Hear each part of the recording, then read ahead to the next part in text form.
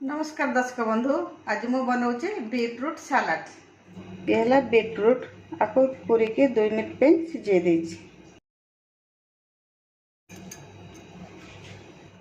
ये दही, ये पुदीना पत्र, धनिया पत्र, कंचा लंका, गोलमरीच, कला लुण, लुण, चाट मसला एवं मुझको मिसई दूसरी।